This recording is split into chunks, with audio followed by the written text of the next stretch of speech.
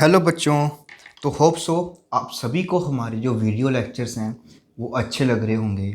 तो अगर आपको कॉन्टीन्यूसली ऐसे ही हमारे वीडियो लेक्चर्स चाहिए कंप्लीट 8th क्लास के मैथमेटिक्स के लिए, और मैं आपको ये श्योरिटी देता हूँ कि अगर स्टेप बाय स्टेप आप हमारे वीडियो लेक्चर्स को फॉलो करोगे तो आपको कहीं पर भी ट्यूशन्स रखने की ज़रूरत नहीं पड़ेगी।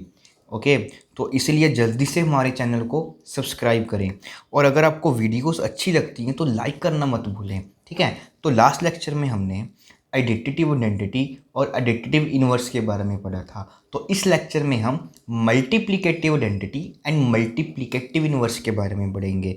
तो देखिए, मल्टीप्लिकेटिव आइडेंटिटी बेसिकली होती की है। तो यहाँ पर मल्टीप्लिकेशन है, तो मल्टी आइडेंटिटी का मतलब क्या होता है कि वो सेम रहेगा। मल्टीप्लाई है तो डैट मीन्स मल्टीप्लाई करने के बाद वो सेम रहेगा।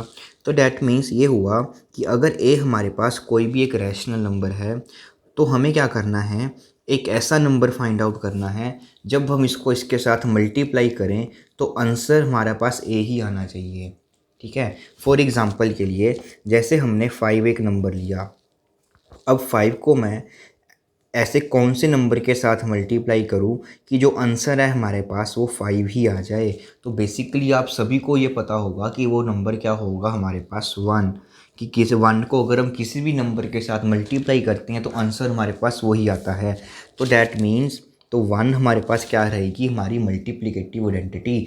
0 हमारे पास क्या रहती है, उसकी एडिटिव आइडेंटिटी, और मल्टीप्लिकेटिव आइडेंटिटी क्या रहेगी, 1।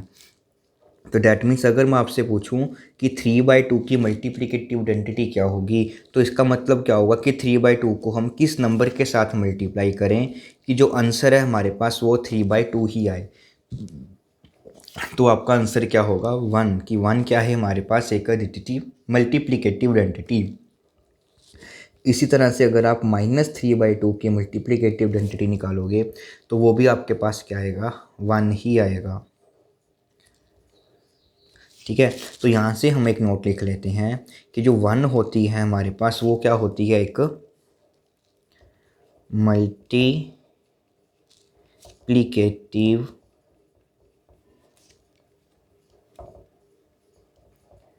आइडेंटिटी होती है फॉर ऑल रैशनल नंबर्स। कि अगर हम कोई भी रैशनल नंबर्स ले लें तो उन सभी रैशनल नंबर्स की जो मल्टीप्लिकेटिव आइडेंटिटी रहेगी ऑलवेज वो क्या रहेगी, हमारे पास 1 रहेगी। तो ये थी हमारे पास मल्टीप्लिकेटिव आइडेंटिटी। तो बच्चों आगे हमारे पास डेफिनेशन है मल्टीप्लिकेटिव इनवर्स। तो मल्टीप्लिकेटिव इनवर्स क्या होता है उसको देखिए कि अगर हमारे पास कोई भी एक नंबर है ए, तो बेसिकली मल्टीप्लिकेटिव इनवर्स क्या है, तो अब हमारे पास हमको एक ऐसा नंबर चाहिए, ठीक है, कि हमारे पास उसको मल्टीप्लाई करने के बाद क्या आ जाए, 1 आ जाए। तो इसको बोलते हैं हम उसकी मल्टीप्लिकेटिव इनवर्स। फॉर एग्ज़ाम्पल के लिए देखिए, हमारे पास कोई एक नंबर है 5, और अगर मैं पूछ रहा हूँ आपका उसका मल्टीप्लिकेटिव इनवर्स क्या होगा, तो मल्टीप्लिकेटिव इनवर्स के लिए क्या करेंगे आप कि हमें एक ऐसा नंबर चाहिए कि उसको मल्टीप्लाई करने के बाद जो आंसर है हमारे पास क्या आ जाए, 1। तो बेसिकली आपको क्या चाहिए होगा, आप आंसर दोगे कि सर 1/5, क्योंकि 5 को जब हम 1/5 से मल्टीप्लाई करेंगे तो 5 कैंसिल हो जाएगा, तो आंसर आ जाएगा 1 आ जाएगा। उसी तरह से अगर मैं पूछूं कि 3/2 को हम किस नंबर के साथ मल्टीप्लाई करें कि आंसर 1 आएगा, तो आप बोलोगे कि सर आंसर जो आएगा वो हमारे पास 2/3 आएगा। 3/2 हमने लिया तो बच्चे बोलेंगे कि हाँ जी सर बिल्कुल ठीक है, इसका जो आंसर होगा 2/3 आएगा, क्योंकि 3 से 3 कैंसिल, 2 से 2 कैंसिल, जो आंसर रहेगा हमारे पास वो 1 रहेगा। तो बेसिकली हम कर क्या रहे हैं कि अगर आपको किसी भी नंबर का मल्टीप्लिकेटिव इनवर्स निकालना होता है तो आप क्या कर दो, उसका रेसिप्रोकल कर दो। दैट मीन्स अगर ए हमारे पास एक मल्टीप्लिकेटिव उसका निकालना है तो उसका रेसिप्रोकल करेंगे तो आपके पास आ जाएगा 1/a। तो ये हमारे पास क्या होगा, ये नंबर इन सभी का क्या होगा, मल्टीप्लिकेटिव इनवर्स। तो मीन्स अगर आपको किसी भी नंबर का मल्टीप्लिकेटिव इनवर्स निकालना है तो बेसिकली आपको करना क्या है, उसका रेसिप्रोकल।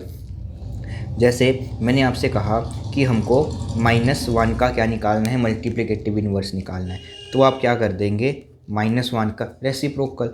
तो आपके पास आंसर आ जाएगा -1। तो ये हमारे पास एक क्योंकि देखिए -1 को जब हम -1 के साथ मल्टीप्लाई करेंगे तो आंसर हमारे पास आ जाएगा 1 आ जाएगा।